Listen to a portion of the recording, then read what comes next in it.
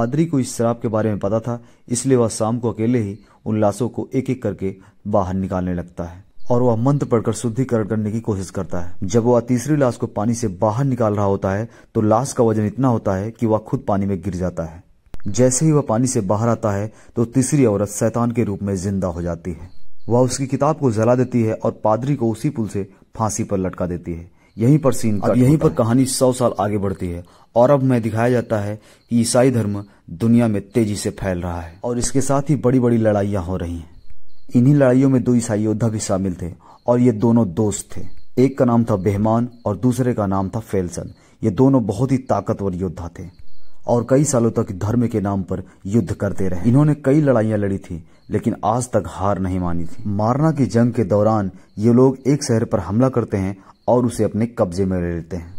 वहां 3 औरतों को सजा दी जाने वाली, काला जादू करने और शैतान की पूजा करने का आरोप लगाया गया है। ये वो दौर था जब औरतों पर ऐसे आरोप लगाकर उन्हें सजा दी जाती थी। सिपाही उन 3 औरतों के गले में रस्सी डाल देते। एक व्यक्ति जिसके हाथ में एक किताब है वह उन सब से कहता है, अगर तुम अपनी गलती कबूल कर लो तो तुम्हारी आत्मा को माफी मिल जाएगी। उनमें से एक औरत जो बहुत रो रही थी और अपने जान की भीख मांग रही थी, वो कहती है, हाँ मैंने काला जादू किया है और शैतान की पूजा करने की भी कोशिश की है। दूसरी औरत कहती है, मैंने दवाइयां बनाई और बेची लेकिन मैंने कभी भी काला जादू नहीं किया। जो तीसरी औरत थी उसे बिल्कुल भी डर नहीं था। वो पादरी की ओर देखी और बोली, तू नरक में जाएगा और जलेगा। इसके बाद उन तीनों औरतों को फांसी दी जाती है और उनकी लाश को पानी में डुबो दिया जाता है।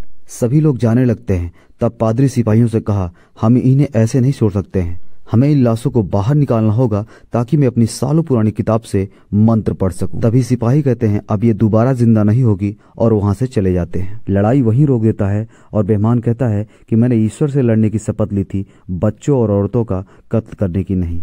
ग्रैंड मास्टर गुस्से में बोलते हैं, तुम वही करोगे जो चर्च की मर्जी हो। तुम एक मामूली सिपाही हो, ईश्वर की आवाज मेरे कानों में गूंजती है। इस पर बेहमान गुस्से में बोलता है, शायद वो ईश्वर की आवाज नहीं है जो आपके कानों में गूंजती है।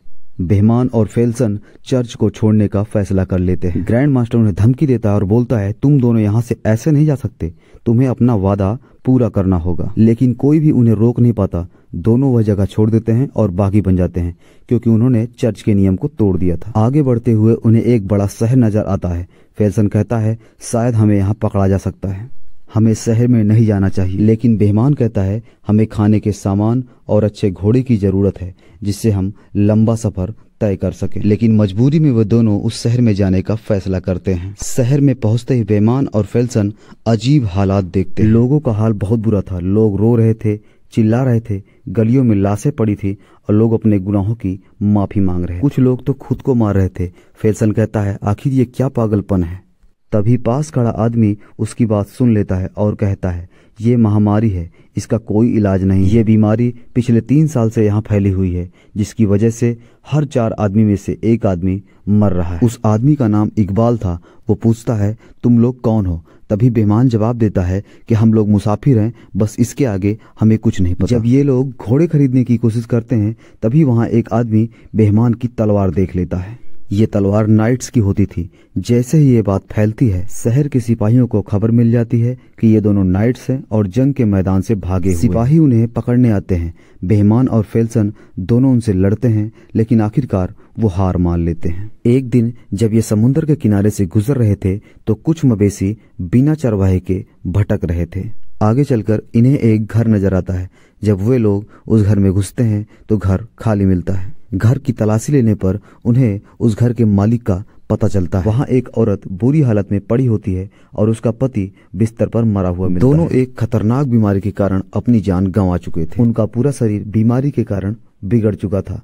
फेल्सन और बेहमान उनका घर जला देते हैं ताकि बीमारी फैलने से रोकी जा सके। बेहमान फेल्सन से पूछता है, हमने तो बहुत कुछ झेला है लेकिन ऐसी बीमारी से बचने के लिए इंसान क्या करे। उन्हें कर्नल के पास लाया जाता है। कर्नल भी इस बीमारी का शिकार हो चुका था और बिस्तर पर पड़ा था। उन दोनों का नाम पूछता है और नाम सुनते ही वह चौंक जाता है और कहता है, मैं तुम दोनों को जानता हूँ, तुम्हारे जीत की कहानियां दूर दूर तक मशहूर है। इसके बाद कर्नल बताता है, ये महामारी हमारे लोगों को खत्म कर रही है। असल में ये नरक से भेजा गया एक श्राप है। इसे एक जादूगरनी ने काला जादू करके भेजा है। यहाँ पर सीन कट होता है और पादरी के पास जो किताब थी वो दुनिया की आखिरी किताब थी। उसी से डेमन को खत्म किया जा सकता है।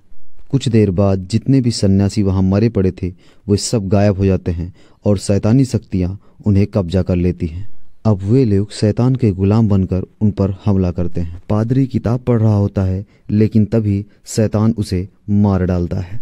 फिर फेल्सन आता है और डेमन से लड़ने लगता है, लेकिन डेमन उसे जला देता है। केय किताब को ले लेता है और उसे आगे पढ़ने लगता है। जैसे ही शैतान उस पर हमला करने वाला रहता है, बेहमान आता है और उसे रोकता है। वह उसके दोनों पंख दीवार से लगा देता है। डेमन अपनी शक्तियों का इस्तेमाल करता है और बेहमान को मारने की कोशिश करता है। जब मंत्र पूरा होता है तो डेमन नरक में चला जाता है और वह मासूम लड़की अपने हाल में वापस आ जाती है। इस लड़ाई में सिर्फ केय और वह लड़की बच जाते हैं, बाकी सब मारे जाते हैं। वे उन्हें वहीं दफनाते हैं और लड़की उनके साथियों का शुक्रिया अदा करती है और वहां से वो लोग चले जाते हैं। यहीं पर कहानी का एंड हो जाता है।